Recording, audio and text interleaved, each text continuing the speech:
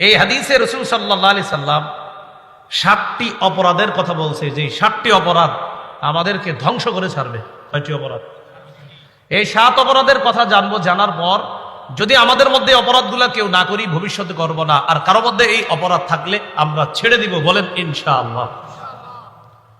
قال رسول الله صلى الله عليه وسلم اجتنبوا السبع الموبقات। নবী বলেন 7টি ধ্বংসাত্মক অপরাধ থেকে বাঁচো। 7টি অপরাধ এমন যে অপরাধগুলা মানুষকে ধ্বংস করে দেয়। قالوا وما هن يا رسول الله, এই 7টি অপরাধ কি আপনার কাছে জানতে চাই। নবীজি বলেন 1 নাম্বার আশ-শিরকু বিল্লাহ, আল্লাহর সাথে শিরক করা। আল্লাহর সাথে শিরক করা। শিরক কি জিনিস সহজে বুঝেন। 30টা রোজা রাখছেন, ঈদের দিন আপনার আপন আব্বার কবর জিয়ারত করতে গেছেন। আপনার জন্মদানকারী পিতা, তার কবর জিয়ারত করতে গেছেন, এটা তো ভালো, অবশ্যই ভালো কবর জিয়ারত। আপনার বাবার কবরও জিয়ারত করার শেষ করার পর আরেক আব্বার কবর জিয়ারত করতে গেছেন। কথার কথা, আরেক আব্বা বলতে আমরা অনেক সময় অনেককে বাবা বলে সম্বোধন করি, হতে পারে যে উনি আমার বাবার বয়সী, উনি আমার শ্রদ্ধেয় বাবার মতো। তো এরকম আরেকজনের কবর জিয়ারত করতে গেলেন, এটাও খারাপ না, কবর জিয়ারত খারাপ না, এটা অবশ্যই ভালো।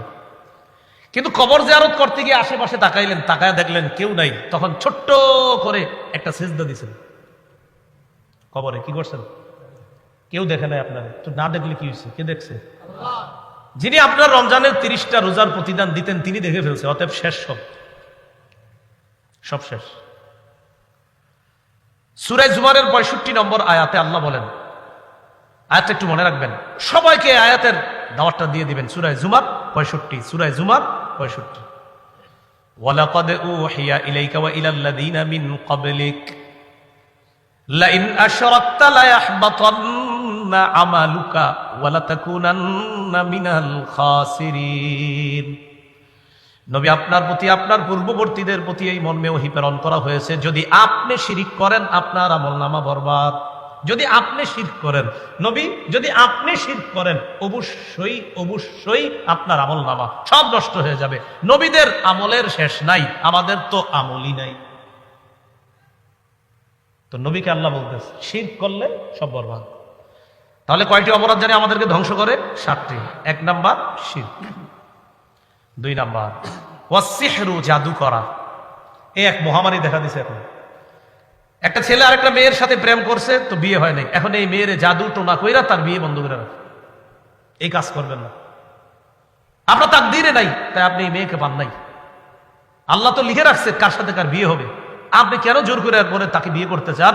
উল্টা তারে তো বিয়ে করেন না, তারেও জাদু করে নষ্ট করে দিতে চাচ্ছেন। তার পুরো পরিবারটাকে আপনি জাদুর মাধ্যমে পুরাই ধ্বংস করে দিতে চাচ্ছেন। এগুলো হারাম, এগুলা ঠিক না। যে ঘরে এই সমস্যা আছে নিয়মিত সূরা বাকারা পড়বেন, নিয়মিত সূরা বাকারা পড়বেন, যদি একটু বড় সূরাটা। তো এর বড় এই জাতীয় ঝামেলা থাকলে, যদি দেখেন কোনো ঘরে জাদু টোনার আশঙ্কা আছে, মেয়েটার বিয়ে হচ্ছে না, আর আপনাদের মনে হচ্ছে কুফর করছে, জাদু করছে, সূরা বাকারা পড়বেন। রাসূলুল্লাহ সাল্লাল্লাহু আলাইহি সাল্লাম বলেছেন লা তাসতাতিউহাল বাতালা, সূরা বাকারার সাথে জাদুকররা, গণকরা মোকাবেলা করে পারে না। যেই ঘরে সূরা বাকারা তেলাওয়াত করা হবে, ওই ঘরে কাউকে যদি জাদুকারীরা ক্ষতি করতে চায় তাও পারবে না ইনশাআল্লাহ। তাহলে 2 নাম্বার জাদু করা। জাদু আমরা কাউকে করব না, আমাদেরকেও যেন কেউ জাদু করতে না পারে, তাই বলেন সবাই তাই। ফজরের পর 3 বার কুল হু আল্লাহ, 3 বার কুল আউযু বিরাব্বিল ফালাক, 3 বার নাস। তাহলে 3টা সূরা কয়বার করে? 3 বার, 9 বার পড়ব। পরে এই যে দেখেন শুধু সামনের দিকে এভাবে, আপনি ফু না দিলেও কিছু হবে না, বাকি ঘুমের সময় ফু দিবেন। ঘুমের আগে আমলটা যখন করবেন তখন হাতে ফু দিবেন, এইভাবে ফু দিয়ে এই সামনের অংশটা এইভাবে মুছে দিবেন, সামনের অংশ। তাহলে ফজরের পরে 3 বার কুল হু আল্লাহ, 3 বার ফালাক, 3 বার নাস। জোহরের পরে কুল হু আল্লাহ 1 বার, ফালাক 1 বার, নাস 1 বার। আসরের পরে কুল হু আল্লাহ 1 বার, ফালাক 1 বার, নাস 1 বার। মাগরিবের পরে কুল হু আল্লাহ 3 বার, ফালাক 3 বার, নাস 3 বার। এশার পরে কুল হু আল্লাহ 1 বার, ফালাক 1 বার, নাস 1 বার। বুঝে থাকলে একটু জ্ঞান খাটায় বলে দেন তো, ফজরের পরে কয়বার? মাগরিবের পরে কয়বার? আর বাকি 3 ওয়াক্তের পরে কয়বার? 1 বার। মাশাআল্লাহ, আল্লাহ মনে রেখে প্রতিদিন একদম কালকে ফজর থেকে একদিনও যেন না ভুল হয়, আমরা আমল করার চেষ্টা করবো ইনশাআল্লাহ। কয়টি অপরাধ ধ্বংস করে? 7টি। 1 নাম্বার শিরক, 2 নাম্বার জাদু, 3 নাম্বার ওয়া কতলুন নাফসিল্লাতী হারামাল্লাহু ইল্লা বিল হক, অন্যায়ভাবে কাউকে হত্যা করা। নাসাইর বর্ণনায় আল্লাহ নবী বলেন, মান কাতালা উসফুরান আবাসা আজ্জা ইলাল্লাহি ইয়াউমাল কিয়ামাহ, দুনিয়ার মধ্যে কেউ যদি একটা চড়ুই পাখিকে অনর্থক হত্যা করে, চড়ুই পাখিকে অনর্থক হত্যা, আর আপনি বলতে পারেন হুজুর আমি তো খাই, খাওয়া আর হত্যা এক না। বেচারা গাছে বসে রয়েছে, আপনারা 2 বন্ধু রাস্তা দিয়ে যাইতে যেতে গুলাল মারছেন চড়ুই পাখিরে, এই দেখ আমার হাত কতটা মজবুত, চড়ুই পাখির গায়ে লাগছে, বইরে গেছে। নবী বলেন কিয়ামতের ময়দানে ওই চড়ুই পাখি হত্যাকারীর বিরুদ্ধে মামলা করে বলবে, আল্লাহ এই ব্যক্তি কতালানি আবাসা, অনর্থক আমাকে হত্যা করেছে, ওয়ালাম ইয়াকতুলনি লিমান ফাআ, কোনো উপকারে আমাকে হত্যা করে নাই। মাবুদ যদি আমাকে হালাল পদ্ধতিতে জবাই করে খাইতো তাহলে ঠিক ছিল, কিন্তু এই ব্যক্তি আমাকে অনর্থক হত্যা করেছে, আমি বিচার চাই। চড়ুই পাখি, তাহলে মানুষ মারলে কি? তাহলে হত্যা দুনিয়া বরবাদ, আখিরাত বরবাদ। 4 নাম্বারটা বলি, যদিও আপনাদের এলাকায় হয়তো এটা অপরিচিত, তারপরে বলি, কিন্তু ভবিষ্যতে কখনো হইলে আমরা এটা বর্জন করবো, বলেন ইনশাআল্লাহ। বলবো 4 নাম্বারটা, ওয়া আকলুর রিবা, সুদ খাওয়া। হুজুর দিকে এগুলা চিনে মানুষ কি বলে? 4 নাম্বার সুদ খাওয়া, এটা দুনিয়া বরবাদ করে, আখিরাত বরবাদ করে। যারা এই অপরাধে লিপ্ত আছে আমরা সবাই দোয়া করি আল্লাহ যেন তাদেরকে ফিরিয়ে আনেন। ভাই সুদ খান না, ফিরে আসেন। সুদের ভয়াবহতা অনেক বেশি, আল্লাহ হেফাজত করেন। সুদ লেখা, আমার নামটা পাশে লেখা একটা সার্চ দিবেন, লম্বা বয়ান আছে সুদের, লম্বা বয়ান আছে সুদ সম্পর্কে। 16টা ভয়াবহতা সুদের, এক বয়ানে 12টা, আরেক বয়ানে বলছি 16টা। তো 16টা যেখানে বলছি ওইটাই শুনেন, ওইটা বিস্তারিত আলোচনা। এগুলো আপনার 4 নাম্বার। 5 নাম্বার, ওয়া আকলু মালিল ইয়াতীম, এতিমের সম্পদ অন্যায়ভাবে ভক্ষণ করা। বড় ভাই মারা গেছে, যাওয়ার পর তার 3টা সন্তান এতিম। এবার চাচা চিন্তা করে কলমের খুসায় কিভাবে তাদের জমিগুলা নেওয়া যায়। ওয়া আকলু মালিল ইয়াতীম, এতিমের সম্পদ অন্যায়ভাবে ভক্ষণ করা। আল্লাহ বলেন, ইন্নাল্লাযীনা ইয়াকুলুনা আমওয়ালাল ইয়াতামা যুলমা ইন্নামা ইয়াকুলুনা ফি বুতুনিহিম নারা ওয়া সায়াসলাউনা সাঈরা। যারা এতিমের সম্পদ অন্যায়ভাবে পেটে ঢুকায় তারা পেটে আগুন ঢুকায়, আগুন আগুন।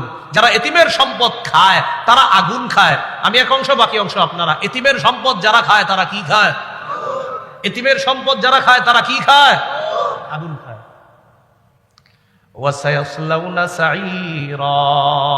পরকালে এরা প্রজ্বলিত আগুনে প্রবেশ করবে, জাহান্নামে প্রবেশ করবে। আল্লাহ আমাদেরকে হেফাজত করেন। 6 নাম্বার, জিহাদের ময়দান থেকে পলায়ন করা। আল্লাহ যদি কখনো জিহাদের সুযোগ দেয় ইনশাআল্লাহ আমরা স্বতঃস্ফূর্ত অংশগ্রহণ করব, পলায়ন করব না। নিয়ত আছে ইনশাআল্লাহর আওয়াজ আসতে হয়েছে। তাহলে একটা হাদিস শোনাই, তাহলে আওয়াজটা বাড়বে। ক্বালা রাসূলুল্লাহ আলাইহি ওয়াসাল্লাম, মান মাতা ওয়া লাম ইউজাহিদ আও লাম ইউহাদ্দিস ফি নাফসিহি মাতা আলা শু'বাতিন মিনান নিফাক। যে ব্যক্তি মারা যায় কিন্তু জিহাদ করলো না অথবা জিহাদের সংকল্প রাখলো না, যে ব্যক্তি মারা যায় জিহাদ করলো না অথবা জিহাদের সংকল্প রাখলো না, সে নেফাকি মৃত্যুবরণ করবে। কি মৃত্যুবরণ? মুনাফিকি মৃত্যুবরণ। জিহাদের নিয়ত থাকতে হবে। জিহাদ মানি, বলেন সবাই জিহাদ মানি সন্ত্রাস নির্মূল করা। বলেন জিহাদ মানি সন্ত্রাস নির্মূল করা। জিহাদ আর সন্ত্রাস সম্পূর্ণ আলাদা। সন্ত্রাস অপবিত্র, জিহাদ পবিত্র। এবার আপনারা বলবেন জিহাদ আর সন্ত্রাস সম্পূর্ণ আলাদা। জিহাদ পবিত্র, সন্ত্রাস। এই কথাগুলো বেশি বেশি বলে বুঝাতে হবে সবাই। তাহলে 6 নাম্বার, জিহাদের ময়দান থেকে পলায়ন করা, এটা অপরাধ। 7 নাম্বার, ওয়াকসফুল মুহসানাতিল মুমিনাতিল গাফিলাত, সতীসাদী মুমিন নারীর উপর মিথ্যা অপবাদ দেওয়া। সতীসাদী মুমিন নারীর উপর মিথ্যা অপবাদ। পুকুরের পশ্চিম পারের আব্দুর রহিমের কন্যার বিয়ে ঠিক হয়েছে। তো সাধারণত আমাদের এলাকাগুলার কিছু এলাকায় এরকম বদভ্যাস আছে, একজনের মেয়ের বিয়ে ভালো জায়গায় ঠিক হওয়া, পাশের জন সহ্য করে না, যে হ্যাঁ এত ভালো জায়গায় বিয়ে হবো কেন। বর পক্ষের বাবার ফোন নাম্বার নিয়ে ফোন দেয়, মেয়ের সবকিছু জানছেন? কি শুনলাম বিয়ে, হ্যাঁ আগামী শুক্রবারই তো বিয়ে। তো সব জানছেন নি? জি জানছি, তো মেয়ে এই পড়াশোনায়। আর কিছু বলে নাই? না। আর অন্য কিছু বলে নাই? না। কোনো সমস্যার কথা বলে নাই? না। তো ঠিক আছে রাখি। হ্যাঁ কিন্তু কিছু কয় না, কারণ সমস্যা তো নাই মেয়ের। এই যে একটা কথা বলে রেখা দিছে, ছেলের বাবার মেজাজ মাথাটা কি হবে এখন আপনারা বলেন? ঘটনা কি? কি সমস্যা কি আসলে? কি সমস্যা হবে? এই যে আপনি মুমিন একটা মেয়ের উপর একটা অপবাদ লাগাইয়া দিলেন, তাও অপবাদ সুন্দর মতো দিতে পারেন নাই, শুধু শুধু একটা সন্দেহ ঢুকিয়ে দিলেন। আল্লাহর কাছে জবাব দেওয়ার জন্য রেডি থাকেন। দুনিয়াও নষ্ট করতেছেন, আর দুনিয়াতে আল্লাহ আপনারা ছাড়বে না, মনে রাখবেন, পরকালও বরবাদ। এই 7টি বদভ্যাস, অপরাধ থেকে আল্লাহ আমাদের সকলকে বেঁচে থাকার তৌফিক দান করেন। বলেন তো আজকে আমাদের আলোচ্য বিষয় কয় অংশে? 1 পাপ, 2 নাম্বার তওবা। তাহলে পাপের বিষয়ে মোটামুটি জানলাম। এখন কথা হলো পাপ থেকে বাঁচার উপায় কি। প্রথম আলোচনার চেয়ে এটা গুরুত্বপূর্ণ আলোচনা বেশি, দ্বিতীয় অংশটা। পাপ থেকে বাঁচার কি উপায়? পাপ থেকে বাঁচার অনেকগুলা উপায় আপনাদের সামনে বলবো ইনশাআল্লাহ। এর মধ্যে আজকে নির্বাচিত 15টা উপায় বলবো। কয়টা? 15টা। তাহলে মাথাটা এখন আবার ঠান্ডা করেন, সবাই মনোযোগ দিয়ে শুনেন, যেন এদিক সেদিক মাথা না যায়। একটু মনে রাখবেন, বাসায় গিয়ে আরেকজনের দাওয়াত দিবেন। 1 নাম্বার, খাঁটি তওবা করা। কি করা?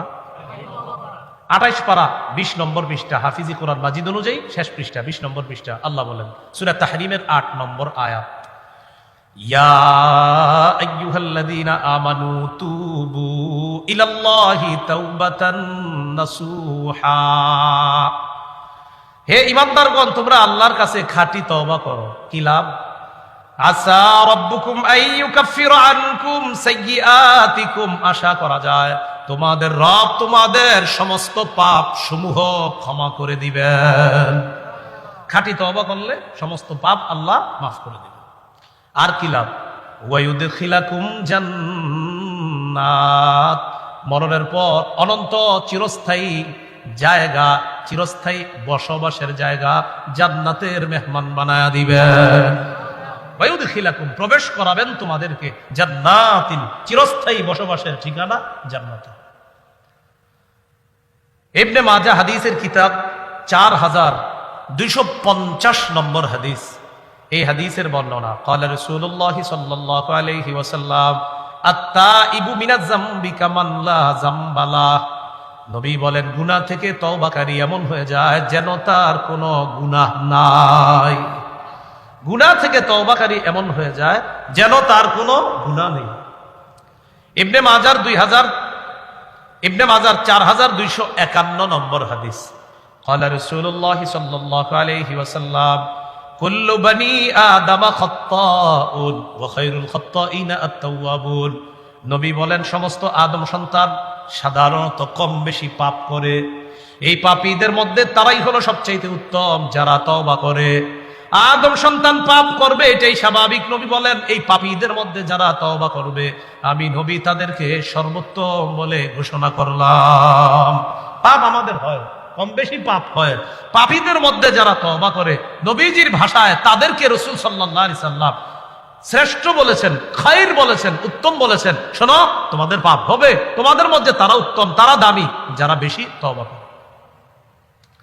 হাদিসের কিতাব ইবনে মাজাহ 4253 নম্বর হাদিস। এই হাদিসের অনুবাদটা মন দিয়ে শুনেন কি কয়, ইন্নাল্লাহা লা ইয়াকবালু তাওবাতাল আবদি মা লাম ইউগারগির। আল্লাহ বান্দার তওবা ততক্ষণ কবুল করেন যতক্ষণ প্রাণ কণ্ঠাগত না হয়। প্রাণটা কণ্ঠাগত না হয়, এই যে বের হবে হবে হয়ে যাচ্ছে, হবে এখন, ততক্ষণ পর্যন্ত তার তওবা কবুল করেন। এখন আপনারা কাজ করবেন, এই অপেক্ষা বসে থাকবেন, হুজুর তাহলে প্রাণ যখন এখানে আসবে তখন তওবা করুন, কারণ আপনারা তো জানেন কবে এটা আসবে। তাহলে নাউজুবিল্লাহ, এরকম না, বরং আগামীকাল না, এখনই মনে মনে সবাই তওবা করে ফেলেন, আল্লাহ আমারে মাফ করুন, তওবা করে ফেলেন মনে মনে এখনই। কাউরে বলা দরকার নাই, আপনি এখনই তওবা করেন। কিছু বিষয়ে দেরি করবেন না, এর মধ্যে একটা হলো তওবা। আপনারে কেউ গিয়ে নামাজের দাওয়াত দিছে, ভাই চলেন না নামাজটা বুঝে আসেন, আসর নামাজ, এটা বললেন না আগামীকাল পড়বো। আপনি আসরের নামাজটা আজকে পড়েন, আগামীকাল বাঁচবেন, এটা নিশ্চয়তা কোথায়? আল্লাহ আমাদেরকে কথাগুলা বুঝার তৌফিক দান করেন। তিরমিজি শরীফের একটি হাদিস শুনেন, 3538 নম্বর হাদিস। মুসলিম শরীফের হাদিসটা অনেক বড় আসছে, আর তিরমিজি শরীফের হাদিসটা শর্টে আসছে। এক ব্যক্তি সফরে বের হয়েছে, তার সাথে বাহন আছে, খানা আছে, পানি আছে, পাথেও আছে সফরের। এই লোকটা সফর করতে করতে হঠাৎ এক জায়গায় তার ক্লান্তি আসছে। ক্লান্তি দূর করার জন্য এক জায়গায় সফর বিরতি দিচ্ছে। বিরতি দেওয়ার পর একটু বিশ্রাম নিবে, ওই টাইমে তার চোখ লেগে গেছে। চোখ লাগার পর হঠাৎ চোখ খুলছে, চোখ খোলার পর দেখে তার বাহনটা নাই, তার খানা নাই, তার পানি নাই। সফরে যাওয়ার জন্য যে তার পাথেও ছিল, সফরের সামগ্রী ছিল, এইগুলা সব নাই। এই লোকটা এত পেরেশান হয়ে গেল, চিন্তায় পড়ে গেল, আমি কি বাসায় ফিরে যাব, না যেখানে সফরে রওনা করলাম সেখানে যাব। চিন্তা করলো বাড়িতে যদি ফিরে যাই তাও মারা যাবো, না খাইতে না খাইতে। সফর যেখানে রওনা করছি সেখানেও যদি যাই তাও মারা যাবো না খাওয়া, কারণ খানাও নাই, পানিও নাই। একটা মানুষ কতদিন না খায়া আর পানি ছাড়া থাকতে পারে? তো এই ব্যক্তি সিদ্ধান্ত নিল, যাক মরণ যখন হবে এখানেই মরি। তো উনি মরার জন্য ওখানে আবার বসে গেছে। বসার পর হঠাৎ চোখে ঘুমাইছে পড়ছে, আবার ঘুমাইছে। ঘুম থেকে চোখ খুলছে, হঠাৎ চোখ খোলার পর দেখে তার হারিয়ে যাওয়া বাহন, খানা, পানি, সফরের যে সামগ্রী নিয়ে ওই বাহনটি উপস্থিত হয়ে গেছে। খুশিটা কেমন হবে বলেন? হ্যাঁ, রাসূল হাদিসের মধ্যে বলছে বিশিদ্দাতিল ফারহি। বিশিদ্দাতিল ফারহির অনুবাদ হলো খুশির অতি সহ্যে। আর আমাদের কুমিল্লার বাংলাটা হলো খুশির ঠেলায়। আমরা কি বলি? খুশির ঠেলায়। মানে হাদিসের সুন্দর বাংলা হলো খুশির অতি সহ্যে, আমাদের দেশীয় ভাষা হলো খুশির ঠেলায়। ওই লোকটা আল্লাহরে বলতেছে, আল্লাহুম্মা আনতা আবদি ওয়া আনা রাব্বুকা। আল্লাহ তুমি হলো আমার বান্দা, আমি তোমার রব। বুঝছেন নি কিছু? কথা কি সঠিক না উল্টো হয়েছে? নবীজি বলেন খুশির কারণে ওই লোকটার মাথা ঠিক নাই। লোকটা কিন্তু মনের কথা বলে নাই, এটা কিন্তু লোকটা মুখ দিয়ে বলছে। তার মনের কথা হলো আল্লাহ আপনি আমার প্রকৃত রব, আপনি আমার আসলেই রব, এটা হলো তার মনের কথা। আর আমি আপনার গোলাম, এটা হলো মনের কথা। খুশির ঠেলায়, খুশির কারণে বলে আল্লাহ আপনি আমার গোলাম, আমি আপনার রব। আসলে কিন্তু ওর মাথা ঠিক নাই, এত খুশি। নবীজি বলেন আল্লাহু আফরাহু বিতাওবাতি আহাদিকুম মিন আহাদিকুম বিদাল্লাতিহি ইযা ওয়াজাদাহা। তোমাদের কেউ হারিয়ে যাওয়া বাহন ফিরে যাওয়ার পর যেই পরিমাণ খুশি হয়, তোমাদের কেউ যদি তওবা করো, ওই তওবার কারণে আল্লাহ পাক রব্বুল আলামিন ওই হারিয়ে যাওয়া বাহন ফিরে পাওয়া ব্যক্তির চাইতে কোটি গুণ বেশি খুশি হয়ে যায়। বেটা এত খুশি হইছে, খুশিতে যে কি বলছে মাথা ঠিক নেই। নবীজি বলেন তোমরা তওবা করলে এর চেয়ে কোটি গুণ বেশি খুশি হয় আল্লাহ। তাহলে তওবা কালকে, এখন। সহিহ মুসলিমের বর্ণনা, মুসলিম শরীফের 2759 নম্বর হাদিস, 2759। এই হাদিসের মধ্যে আসছে এখন কি রাত না দিন? আচ্ছা, আল্লাহ যদি বাঁচায় রাখে কালকে ফজরের পর যেটা শুরু হবে এটাকে কি বলা হবে? দিন। আচ্ছা, قال رسول الله صلى الله عليه وسلم ان الله يبسط يده بالليل ليتوب مسيء النهار ويبسط يده بالنهار ليتوب مسيء الليل। রব রাতের বেলা ক্ষমার হাত বাড়ায় দেয়, দিনের পাপীরা যেন আল্লাহর কাছে তওবা করে। আর দিনের বেলা রব তার ক্ষমার হাত প্রসারিত করে দেয়, রাতের পাপীরা যেন আল্লাহর কাছে তওবা করে। হাদিস দ্বারা বোঝা যায় 24 ঘন্টা আল্লাহ তার ক্ষমার হাত প্রসারিত করে দেয়। আর কেমন যেন বলে, ও বান্দা আমার কাছে ক্ষমা চাও, আমি তোমাকে ক্ষমা করে দিব। তাহলে রব ক্ষমা করে কখন? 24 ঘন্টা। কখন জানেন? আল্লাহর কাছে ক্ষমা চাইলে আল্লাহ খুব খুশি হয়। এই যে বলি আল্লাহ মাফ করেন, আল্লাহ মাফ করেন, আল্লাহ মাফ করেন, আল্লাহ আল্লাহ আল্লাহ মাফ করে দেন, আল্লাহ মাফ করে দেন, বারবার আল্লাহরে বলি, আল্লাহ খুশি হয়। আমার যদি আপনারা 5 বার ডাক দেন, আরিফ কথা আছে বলেন, আরিফ কথা আছে বলেন, আরিফে বারবার পেট পেট করেন, বলেন কি বলবেন? তাহলে 5-6 বার বললে রাগ হয়ে যায়। বাবাকে আব্বা, হ্যাঁ বল কি বলবি, আব্বা বল কি বলবি, 5-6 বার বলা আব্বা বলে, আরে কি বলবি বল। আম্মা জন্মদানকারী মাকে বলেন রান্না করেন, আম্মা কথা আছে। বাচ্চাও যদি বাচ্চার মা কত আদর করে 5-6 বার আম্মা আম্মা আম্মা আম্মা আম্মা, 7-8 বার যখন বলে কি কিছু তোর ক। তাহলে দুনিয়ার মানুষকে একটু বেশি ডাকবেন, স্বভাব হলো মানুষ রাগ করে। হাদিসে আসছে নবী বলেন আল্লাহরে না ডাকলে আল্লাহ রাগ করে। মানুষের কাছে চাইলে মানুষ রাগ করে। ভিক্ষুক এসে ভিক্ষা চায়, স্যার 10টা টাকা দেন, নে। আবার এসে স্যার 10টা টাকা দেন, নে। আবার আস, কিরে কতবার দিব, এতবার আসা লাগে? আচ্ছা, তাহলে দুনিয়ার মানুষের স্বভাব যতবার চাইবেন একটু বেশি চাইলে রাগ হয়ে যায়। রসুল বলেন মানলাম ইয়াসআলিল্লাহ ইয়াগদাব, আল্লাহর কাছে না চাইলে আল্লাহ রাগ করে। একটু মিলাম না কথাটা, বান্দার কাছে চাইলে বান্দা রাগ করে, রবের কাছে না চাইলে রব রাগ করে। তাহলে বলেন তো রাগ করে না কে? না চাইলে রাগ করে কে? আর চাইলে রাগ করে না কে? বলেন তো কে এমন যাকে যত ডাকি তিনি রাগ করে না? আবার বলেন লাখ কোটি বারও যদি একজনকে ডাকি তিনি রাগ করে না, তিনি কে? অতএব যত বেশি পারা যায় কাকে ডাকা? মাশাআল্লাহ, তো বুঝছেন। আল্লাহ মাফ করেন, আল্লাহ মাফ করেন, আল্লাহ মাফ করেন, আল্লাহ মাফ করেন। ভাই কথাগুলো বুঝছেন? তাহলে যত বেশি আল্লাহর কাছে তওবা করা। তাহলে বলেন তো গুনাহ মাফের কয়টা উপায় বলবো আপনাদের সামনে? 1 নাম্বার কি গেল? তওবা। তওবার শর্ত কি? শর্তগুলো একটু মনে রেখেন, কাজে লাগবে। মুহাদ্দিসিনে কেরাম তওবার 3টা শর্ত লেখছে, ফকিগণ আরেকটা অ্যাড করছে। তাহলে মোট কয়টা হলো? 4টা। প্রথম 3টা শোনেন। 1 নাম্বার, পূর্বে যে গুনাহ করছেন এটার জন্য অনুতপ্ত হওয়া, প্রথম শর্ত। ইবনে মাজার 4252 নাম্বার হাদিসে আসছে আন-নাদামু আত-তাওবা, আন-নাদামু আত-তাওবা, অনুতপ্ত হওয়াটাই তওবা। চলেন মনে মনে কয়েক সেকেন্ডে সবাই অনুতপ্ত হয়ে যায় আগের গুনাহের জন্য। মনে মনে অনুতপ্ত হলেই হবে, আল্লাহ আমি যে আগের ওই গুনাহটা আমি অনুতপ্ত। রাসূল বলেন অনুতপ্ত হওয়াটাই তওবা। তাহলে আগের গুনার জন্য অনুতপ্ত হওয়া। 2, আগের গুনাহটা ছেড়ে দিলাম আজকে থেকে। যান আম্মা আপনি তো এত রাগ করেন, এই গুনাহ আমি বারবার করি, আম্মা ঠিক আছে আপনারা সাক্ষী রাখলাম ইনশাল্লাহ আর করবো না, কথার কথা। এরকম আমরা বলি অনেক সময়। তাহলে 1 নাম্বার অনুতপ্ত হওয়া, 2 নাম্বার ছেড়ে দিলাম। মানুষকে বলা দরকার নাই, রবকে বলবেন আল্লাহ আপনি গুনাহ করলে এরকম অনেক পানিশমেন্টের কথা আছে, আল্লাহ ঠিক আছে আজকে থেকে ছেড়ে দিলাম, আল্লাহরে বললেন। 3 নাম্বার, রব আমি অঙ্গীকার করতেছি ভবিষ্যতে গুনাহটা আর করবো না। তাহলে 3টা, রব আগের গুনাহের জন্য আমি অনুতপ্ত হলাম। 2, রব আমি আগের গুনাহ ছেড়ে দিলাম। 3, রব আমি অঙ্গীকার করতেছি ভবিষ্যতে গুনাহটা আর করবো না। কয়টি শর্ত? 3টি। অনুতপ্ত হওয়া, ছেড়ে দেওয়া, ভবিষ্যতে না করা। অনুতপ্ত হওয়া, গুনাহ ছেড়ে দেওয়া, ভবিষ্যতে না। ফকিগণ আরেকটা বলছে 4র্থ, সেটা হলো বান্দার হক মেরে থাকলে বান্দার কাছ থেকে ক্ষমা চেয়ে নেওয়া, কারণ এটা আল্লাহ মাফ করবে না। প্রথম 3টা হলো আল্লাহর হকের সাথে সম্পর্ক, শেষেরটা হলো বান্দার হকের সাথে। বান্দার হক নষ্ট করছেন, এটা আপনি যতই সিজদায় পড়ে থাকেন আল্লাহ মাফ করবেন না। এটা বান্দার কাছ থেকে মাফ চেয়ে নিতে হবে। আল্লাহ আমাদের সকলকে আজকে খাঁটি তওবা করে আমাদের জীবনটা নতুন ভাবে যেন আমরা আবার শুরু করতে পারি, আল্লাহ তৌফিক দান করেন। গুনাহ থেকে বিরত থাকার দ্বিতীয় উপায় একটু আমার সাথে বলেন, বলেন বেশি বেশি ইস্তেগফার পড়া। সবাই কিছুক্ষণ ইস্তেগফার পড়ি। আস্তাগফিরুল্লাহ, আস্তাগফিরুল্লাহ, আস্তাগফিরুল্লাহ। আল্লাহ বলেন ইস্তাগফিরু রাব্বাকুম ইন্নাহু কানা গাফফারা। ইস্তেগফার যত বেশি পড়বা আল্লাহ তাকে তত বেশি ক্ষমা করবে। ইউরসিলিস সামাআ আলাইকুম মিদরারা। ইস্তেগফার যত বেশি পড়বা আসমান থেকে মুষলধারে বৃষ্টি এনে রহমত আল্লাহ নাজিল করবেন। যদিও আজকের এই এলাকাবাসী চাইছে হুজুর অন্তত বৃষ্টিটা আজকে না হোক। যারা মাহফিল করে ওই এলাকাবাসী খালি চায় আল্লাহ আপনি বৃষ্টিটা আগে পরে দিয়ে দেন না, আমগো মাহফিলের দিন দিয়েন না। তো যাই হোক, ইস্তেগফার পড়লে 2 নাম্বার মুষলধারে বৃষ্টির ন্যায় রহমত আল্লাহ নাজিল করেন।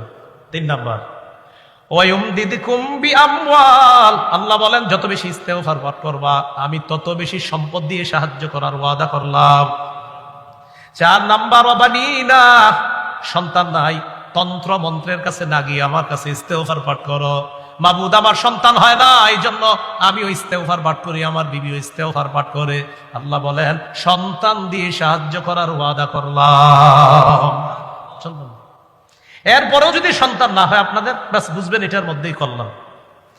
জান্নাতে যদি যান স্বামী স্ত্রী সন্তান হয় নাই, আপনাদের জান্নাতে গিয়ে যদি মন চায় আমাদের সন্তান হবে, সেখানে সন্তান হবে। তিরমিজির বর্ণনা আসছে, নবীজি বলেন জান্নাতের মধ্যে ইজাস্তাহাল ওয়ালাদা, কোন ব্যক্তি যদি চায় বাবু আমার একটা সন্তান দরকার, কানা ওয়াদউহু, দেখেন কানা হামলুহু ওয়া ওয়াদউহু ওয়া সিবনুহু ফি সাআতিন ওয়াহিদা, তার বিবি নগদ গর্ভবতী হবে, নগদ তার বিবির সন্তান হবে, নগদ তার বিবির ওই সন্তানটা বড় হয়ে যাবে। আসসালামু আলাইকুম, আব্বা কেমন আছেন? সাথে সাথে জান্নাতের আসসালামু আলাইকুম, এটা হাদিসে নেই, এটা আমি বললাম। সাথে সাথে তার বিবি গর্ভবতী হবে, সাথে সাথে সন্তান হবে, সাথে সাথে সন্তান বড় হয়ে যাবে। তিরমিজির বর্ণনা। তাহলে হ্যাঁ অবশ্যই মাশাআল্লাহ, আল্লাহ যা চায় এটাই, ওই উনি সুন্দর কথা বলছে, কোরআনে আছে ফিহা মা তাশতাহি আনফুসুকুম, যা চায় সেটাই হবে। তো এই জন্য এই কথা শোনার পর আপনার ওই এক জায়গায় আর কি আমার একজন বলে ফেলছিল হুজুর সন্তান হবে কিনা, অনাচক্রে আমি হ্যাঁ সন্তানও তো হবে। তা আপনাদের এটা মনে বললো সন্তান হবে, আমি হ্যাঁ তিরমিজির হাদিসে আছে নবী বলছে সন্তান চাইলে সন্তান হবে। তাহলে আমাদের আলোচনা চলতেছে ইস্তেগফার, 2 নম্বর গুনাহ মাফের উপায়। তো ইস্তেগফারের 1 নম্বর উপকার, যত বেশি ইস্তেগফার করবেন গুনাহ ঝরতে থাকবে। আমরা যে আজকে 4 বার 5 বার বললাম, বিশ্বাস করেন প্রতিবারে আল্লাহ আমাদের গুনাহ মাফ করছে, গুনাহ মাফ করছে। আপনাদেরকে একটা বুদ্ধি শিখাই। বাজারে গেছে, তো রাত অনেক হয়ে গেছে, প্রায় 1টা বেজে গেছে, কথার কথা, বা কোনো জায়গায় মাহফিলে গেছেন 1টা বেজে গেছে। ঘটনাচক্রে আপনি এমন এলাকায় যাবেন মাহফিল থেকে, যে এলাকার থেকে বেশি মানুষ মাহফিলে আসে না, তো হঠাৎ দেখেন কি আপনি একা যাইতে হবে, 1.5 কিলো রাস্তা আছে এখনো আপনার বাড়ি পর্যন্ত, কোনো গাড়ি পাচ্ছেন না, অটো পাচ্ছেন না। এই মুহূর্তে কি করবেন বলেন তো? হাইটা যাবেন? বলেন পা ঝাড়ু দিয়ে, কি দিয়ে যেতে? পা ঝাড়ু দিয়ে যেতে হবে, পা ঝাড়ু না, পা ঝাড়ু দিয়ে যেতে হবে। এখন এই যে পা ঝাড়ু দিয়ে যাবেন, সেটার জন্য শক্তি খরচ হয়, আর হাঁটতে কি শক্তি খরচ হয় না? এক বুদ্ধি করবেন, আল্লাহ আপনি কোরআনে বলছেন ইস্তেগফার বললে শক্তি বাড়ে, যেহেতু আমি বাড়িতে যাইতে 1.5 কিলো রাস্তা হাঁটতে হবে, প্রথমে 10 বার 20 বার 50 বার যতবার পারেন ইস্তেগফার পড়বেন এই নিয়তে। আল্লাহ কোরআনে আপনি এক জাতিকে বলছেন ইস্তেগফার পাঠ করো, ইয়াজিদকুম কুওয়াতান ইলা কুওয়াতিকুম, ইস্তেগফার পড়ো, আমি তোমাদের বর্তমান শরীরে যে শক্তি, এই শক্তির সাথে আরো শক্তি অ্যাড করে দিব।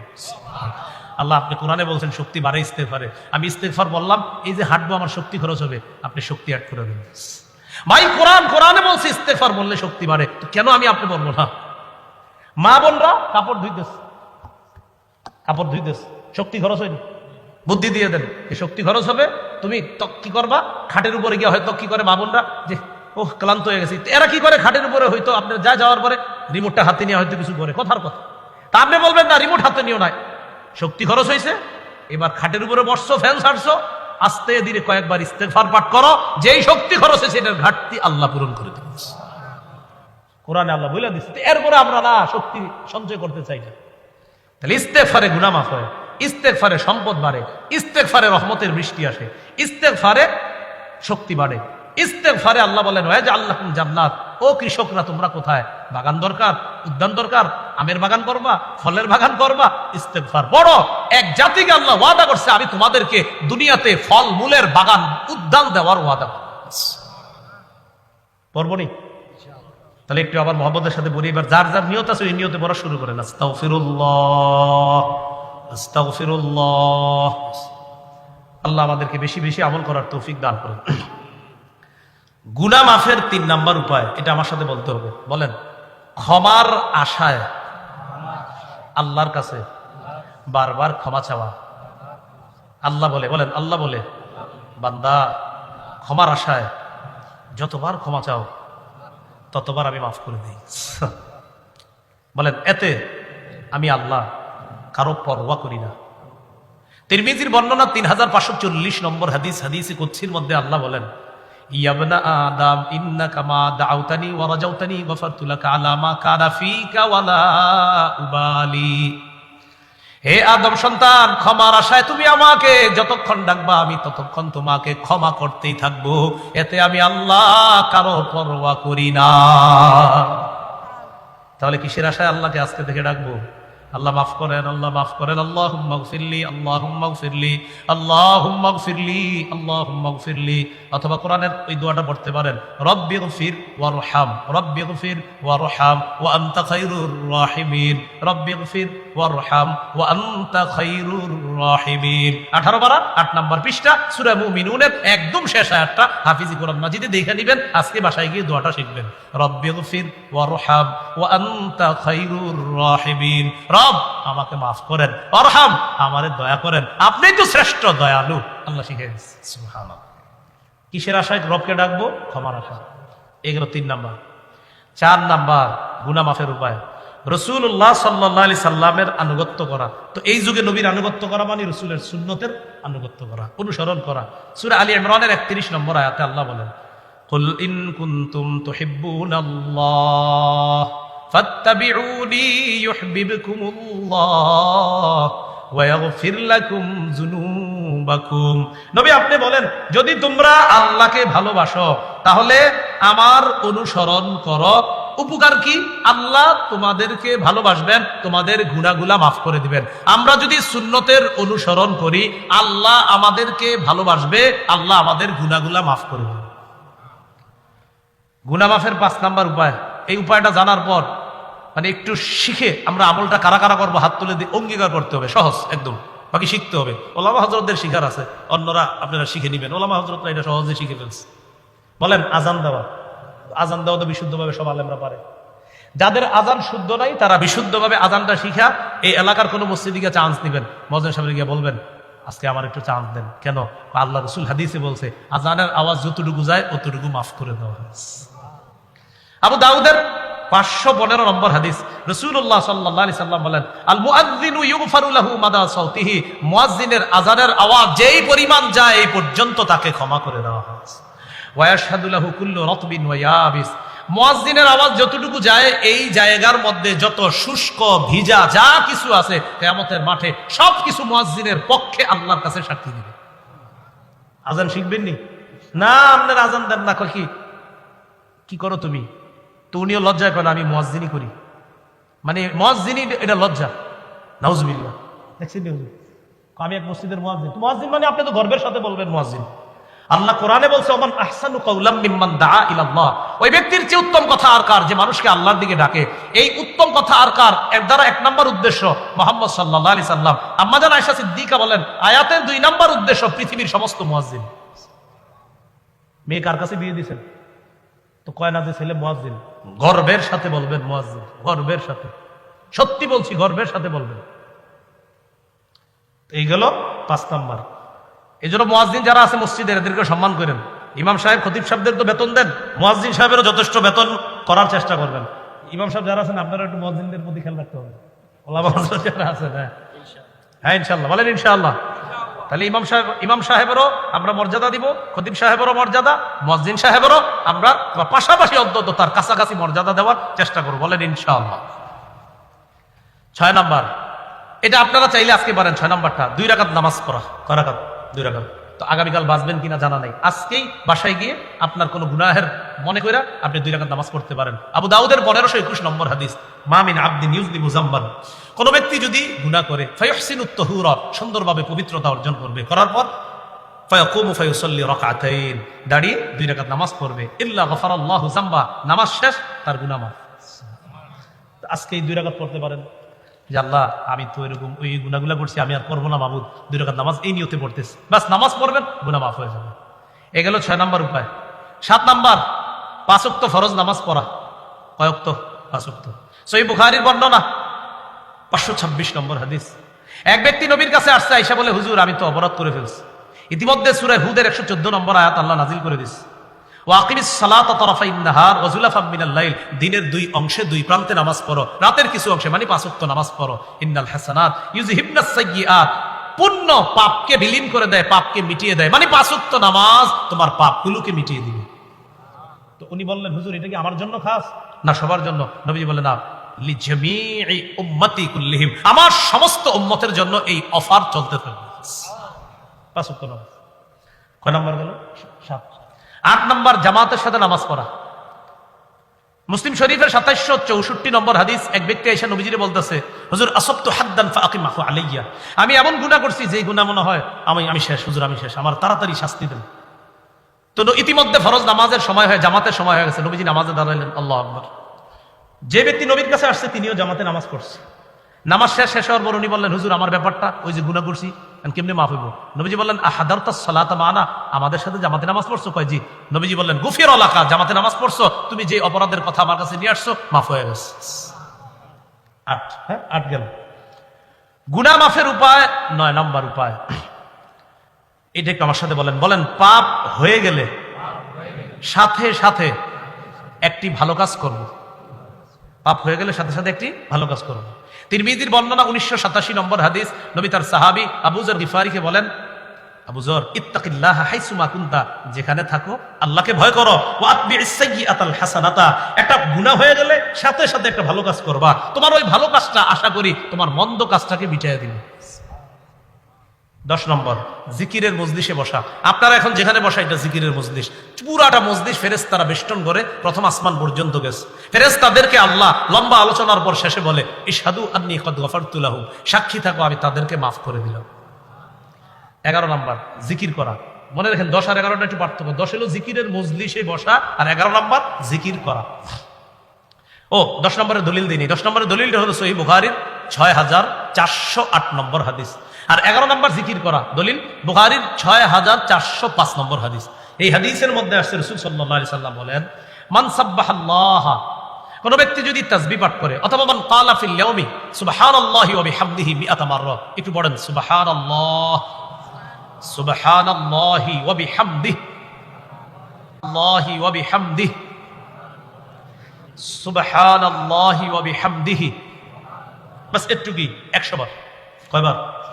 এটা যদি কেউ নিয়মিত 100 বার পরে, হুত্তাত খাতায়াহু ওয়া ইন কানাত মিসলাজাবাদিল বাহরি, সমুদ্রের ফেনা পরিমাণ গুনাহ মাফ। না, আপনারা পড়ে না।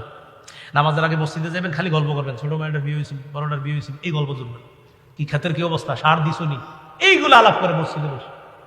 নামাজের 10 মিনিট বাকি আছে, তেলাওয়াত করেন। নামাজের 10 মিনিট বাকি, সুবহানাল্লাহ পড়েন। নামাজের 10 মিনিট বাকি, আস্তাগফিরুল্লাহ পড়েন। এইগুলা না করে আপনার কি অবস্থা, আপনার ক্ষেত্রেদের কি খবর? আরে ভাই, কেন এগুলা বলেন? আমরা অযথা কথা বলবো না, বলেন জিকির করবো। বলেন কি করবো? তাহলে নামাজের আগে মসজিদে ইমাম সাহেব এখনো জামাত দাঁড়াইতে 15 মিনিট বাকি বা 10 মিনিট বাকি, ইমাম সাহেব 10 মিনিট পরে আসবে, জামাত দাঁড়াবে। এই 10টা মিনিট 15 মিনিট আমরা যে মসজিদে বসে থাকবো, সবাই বলেন ইনশাল্লাহ কি করবো? জিকির, তেলাওয়াত করবো বা জিকির করবো বা নফল নামাজ পড়বো, যেটা সম্ভব হয়। নফলের সুযোগ হলে নফল, এটা আবার মাগরিবের আগে করা যাবে না। এটা করবেন হলো আপনার এশার নামাজের আগে করতে পারেন, জোহরের আগে করতে পারেন, এই সালাতগুলা। আবার আসরের আগে, হ্যাঁ আসরের আগেও পারেন। আল্লাহ আমাদেরকে আমল করার তৌফিক দান করেন। কত গেল? 11। 12 নাম্বার, এটা গুরুত্বপূর্ণ। 12 নাম্বারটা বলেন হিম্মত করা। এটা আমার দিকে তাকান, হিম্মত কি? করবো না, না না না আমি করবো না, না আমি করবো না, না আমি করবোই না। এটা হিম্মত। আমি করবোই না, হিম্মত। হিম্মত কারে বলে? হুজুর একটু যাবেন, যেমন এই যে মাইক চালায় যারা, সাউন্ড বক্স, সাউন্ড বক্স, এরা হিম্মত করে যদি এরকম যে না আমরা এই বক্স কোনো গানের অনুষ্ঠানে ভাড়া দিব না, কথার কথা, যদি হিম্মত করে যে গানের অনুষ্ঠানে আমরা ভাড়া দিব না, আর এরকম হিম্মত করলে আমরা সবাই দোয়াও করবো আল্লাহ যেন হালাল ভাবে এই ব্যবসা দিয়ে তার ধনী বানায় দেয়। কি আমরা দোয়া করবো না ইনশাল্লাহ? শর্ত, কোন গুনাহের অনুষ্ঠানে এগুলা কি দিবে না, ভাড়া দিবে না। কথার কথা যদি হিম্মত করে, এই হিম্মত করা যে আমি এটা করবো না, এটা গুরুত্বপূর্ণ। 12 নম্বর, মুসলিমের বর্ণনা, আল মুমিনুল কবিয়্যু খায়রুন ওয়া আহাব্বু ইলাল্লাহ মিনাল মুমিনিদ দাঈফ। এই দুইজন আমরা, উনি গুনাহ করে না, আমি করি। উনি শক্তিশালী ইমানদার, আমি দুর্বল। নবী বলেন শক্তিশালী ইমানদারের দাম আল্লাহর কাছে দুর্বল ইমানদারের চাইতে অনেক বেশি। 12 গেল। 13 নম্বর, বলেন এই নিয়ত করা, গুনাহের সুযোগ আসলেও গুনাহ করব না ইনশাআল্লাহ। গুনাহের সুযোগ আসলেও গুনাহ করব না। রাসূলুল্লাহ সাল্লাল্লাহু আলাইহি সাল্লাম বলেন, মান হাম্মা বিসাইয়্যা ফালাম ইয়ামালহা, কেউ যদি গুনাহের নিয়ত করে, সুযোগ পেয়েও যদি গুনাহটা না করে, কাতাবাহাল্লাহু লাহু ইনদাহু হাসানাতান কামিলা, আল্লাহ তাআলা পরিপূর্ণ একটা সওয়াব দান করবেন। 14 নম্বর, বলেন পাপ ছেড়ে দেওয়ার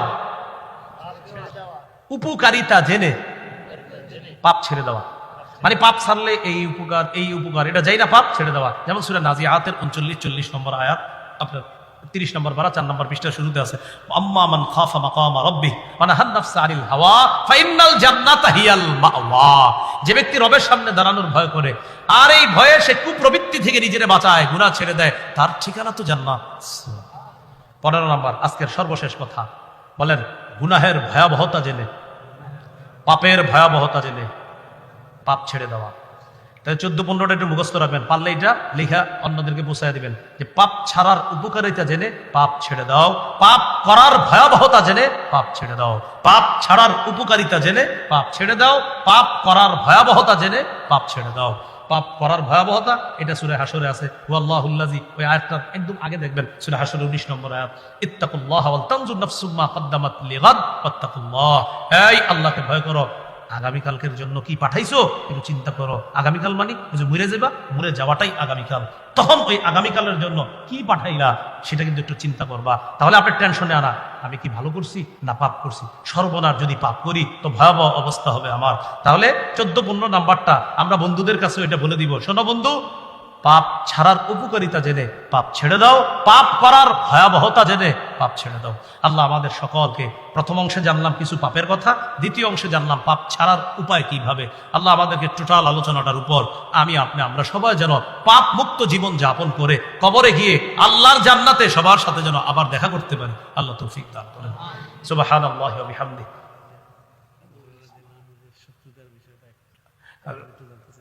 বলছে শত্রুতার বিষয়, কেন শত্রুতা করছে আর কি একজনে। তো প্রথম কথা হলো মাহফিলে কিছু জানতে চাইলে আমি জবাব দিই না, এটা হলো একটা নিয়ম। তো শত্রুতার বিষয় হলো ওই আবু হুরায়রা রাদিয়াল্লাহু তাআলা আনহু হাদিস বর্ণনা করেছেন বেশি, দুইজনকে বিশেষ করে লম্বা আলোচনা শত্রুতার বিষয়টা, দুইজনকে টার্গেট করছে। পুরুষদের মধ্যে সাহাবী আবু হুরায়রা, নারীদের মধ্যে আম্মা জান আয়েশা সিদ্দিকা। আপনি দুইটা পাওয়ার কারণে আরো কথা হিসেবে, তো এই জন্য হ্যাঁ এটা শোনানোর সুযোগ হবে না, সম্ভব হবে না। এটা শোনাইছি এক জায়গায় যে শত্রুতার কারণ কি, তো শত্রুতার কারণ আলোচনা করেছি 65 মিনিট। কয় মিনিট? এক জায়গায় আলোচনা হয়েছে 65 মিনিট শত্রুতার কারণ। এটা কি কারণ? লম্বা আলোচনা হয়েছে। আবু হুরায়রা রাদিয়াল্লাহু তাআলা রাসূলের সাথে ছিল। প্রথম প্রশ্ন আবু হুরায়রার উপরে যেটা ছাইরা দেয় শত্রুতা, এত কম সময় এত হাদিস কি কেউ পারে? একটা মাত্র 3 বছর পাইছে নবীজির। এই যে এখন আসবে প্রশ্ন, আপনি যে বললেন খালি প্রশ্ন আসবে যে ওনার কি কি দোষ, নাউজুবিল্লাহ। তাদের একটা দোষ কয় মাত্র 3 বছরে এত হাদিস, কত সাহাবী তো নবীজির সাথে 10 বছর ছিল, 12 বছর ছিল, কই তারা তো বলে নাই। এই শত্রুতা, এটা তো একটা আছে, এটা আলোচনায় আছে। তো মানে ওই আপনার শত্রুতার কারণগুলা তো 1 নাম্বার নিশানা বানায় যে এত কম সময় এত হাদিস কেন, এটা শত্রুতার যে প্রথম পয়েন্টটা তাও আপনাদের সামনে বললাম। ওই যে বললাম মাত্র 3 বছর এত হাদিস, তো নবীজির সাথে তো 23 বছরও সাহাবায়ে কেরাম ছিল, তো তারা তো এতটা বলে না। এটা হলো শত্রুতার মূল কারণ। আর আমি কিন্তু বয়ানের মাঝকে এটার জবাবও দিয়ে দিছি, মনে আছে? সাহাবারাই জিজ্ঞাসা করছে ওই যুগে, তুমি এত হাদিস পারো কেন? তিনি কিন্তু জবাব দিছে যে তোমরা কেউ মাঠে ঘাটে থাকতা, কেউ থাকতা বাজারে, কেউ অমুক জায়গায়, আমি সারাক্ষণ রাসূলের সাথে লেগে থাকতাম। আচ্ছা, আল্লাহ আমাদের সকলকে যে কথাগুলো জানলাম বললাম আমল করার তৌফিক দান করেন। এরপরেও আমার সংকলন করা মিম্বরের আমানতটা পড়বেন সবাই ইনশাআল্লাহ। হ্যাঁ, কোন কিতাব? মিম্বরের আমানত। মিম্বরের আমানত সিরিজটা সবাই সংগ্রহ করবেন, অনলাইন থেকে পারেন। ওইভাবে অনলাইনে অনেক সংস্থা ছাড়তেছে, মাশাআল্লাহ নিতেছে, প্রায় 50-60 হাজারের মানুষের হাতে হাতে এখন মিম্বরের আমানত। তো আপনারা যারা পারেন আপনারাও সংগ্রহ করে নেবেন মিম্বরের আমানত। কি নাম? মিম্বরের। আপাতত 4 খণ্ড মার্কেটে আছে, ইনশাআল্লাহ আমি আশাবাদী 2-3 মাসের মধ্যে 5, 6, 7 এসে যাবে। আর রমজানের আগে আশাবাদী 8, 9 বা 10 এসে যাবে, আশাবাদী। লেখা রেডি, সম্পাদক সাহেব আপনার একটু ব্যস্ততা আছে, আমরা তার জন্য দোয়া করি দ্রুত কাজগুলো করে দেয়। তো আপাতত এই গাড়িতে আছে, আপনার প্রথম থেকে 4 খণ্ড গাড়িতে আছে, ওরা নিয়ে এসেছে গাড়িতে। যারা গাড়ি থেকে সংগ্রহ করবেন এখান থেকে নিতে পারেন, যদি এখানে টাকা না থাকে আপনাদের কাছে অনলাইন থেকে সংগ্রহ করে নেবেন। আর গাড়ি থেকে নেওয়ার শর্ত হলো গাড়ির কাজ ভাঙা যাবে না, যেহেতু গাড়িটা আমার না, কাজ ভাঙলে জরিমানাটা আমার দিতে হবে। এই জন্য যে ভাঙবেন চুপে চুপে টাকাটা দিয়ে দিবেন।